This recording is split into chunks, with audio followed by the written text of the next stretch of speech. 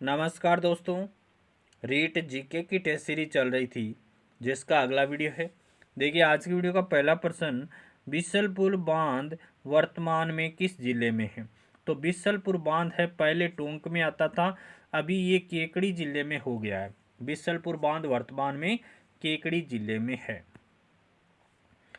आमेर शासक मानसिंह की जन्म स्थली मोजम्माबाद किस जिले में है।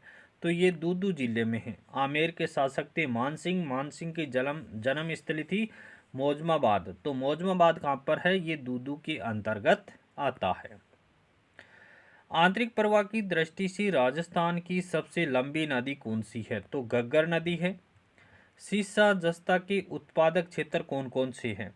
देखिए जावर, देबारी, मोचिया मगरा और बलारिया ये उदयपुर में है। यहाँ पर सीसा जस्ता का उत्पादन किया जाता है। रामपुरा आगुचा भीलवाड़ा, राजपुरा दरीपा राजसमंद, चौथ का बरवाड़ा सवाई माधोपुर, गुड्डा किशोरीदास अलवर यहाँ पर सीसा जस्ता का उत्पादन किया जाता है। जनगणना 2011 के अनुसार सर्वाधिक जनसंख्या वाले जिले कौन से हैं। यहाँ पर काफ़ी बार एग्जाम में आरोही क्रम और अवरोही क्रम पूछ लिया जाता है और 5-5 ऑप्शन में जिले दे दिए जाते हैं। देखिए सबसे ज़्यादा जनसंख्या है जयपुर की, उसके बाद कम है जोधपुर की, फिर अलवर की, फिर नागौर की, उदयपुर की। ये 5 जिले हैं जो सर्वाधिक जनसंख्या वाले जिले हैं।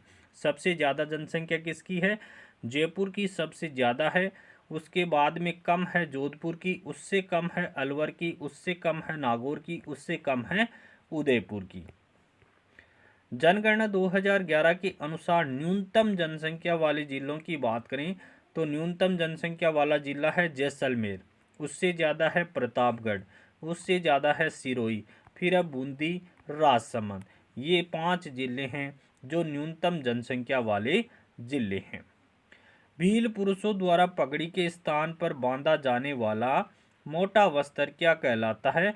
तो इसे पोतिया कहते हैं। भील पुरुषों द्वारा पगड़ी के स्थान पर बांधा जाने वाला मोटा वस्त्र पोतिया कहलाता है।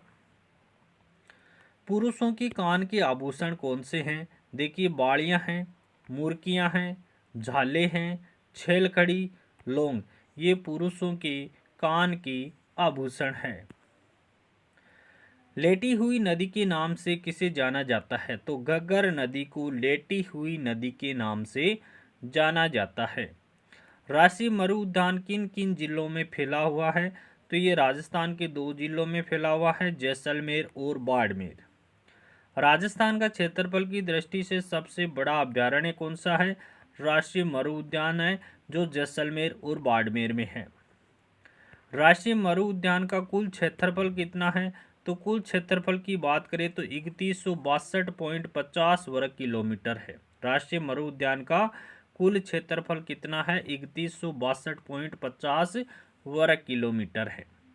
राष्ट्रीय मरु उद्यान जैसलमेर जिले के कितने क्षेत्रफल पर फैला हुआ है, यानी ये जैसलमेर जिले में कितने क्षेत्रफल पर फैला हुआ है। तो 1900 वर्ग किलोमीटर के क्षेत्रफल पर फैला है। किस जिले में, जैसलमेर जिले में। राष्ट्रीय मरु उद्यान बाड़मेर जिले के कितने क्षेत्रफल पर फैला है। तो 1262 वर्ग किलोमीटर क्षेत्रफल पर बाड़मेर जिले में फैला हुआ है। भारत सरकार का हिंदुस्तान जिंक लिमिटेड का कारखाना कहाँ पर स्थित है। देखिए भारत सरकार के द्वारा संचालित है, हिंदुस्तान जिंक लिमिटेड का कारखाना है। कहाँ पर है, देबारी गांव उदयपुर में है। हिंदुस्तान जिंक लिमिटेड का कारखाना देबारी गांव उदयपुर में है, भारत सरकार के द्वारा संचालित है। ब्रिटेन की सहायता से सुपर जिंक स्मेल्टर संयंत्र कहाँ स्थापित किया गया है। तो चंदेरिया चित्तौड़गढ़ में स्थापित किया गया है। काफ़ी बार प्रश्न पूछ लिया जाता है कि सुपर जिंक स्मेल्टर प्लांट है वो चंदेरिया चित्तौड़गढ़ में है, इस किसकी सहायता से स्थापित किया गया है।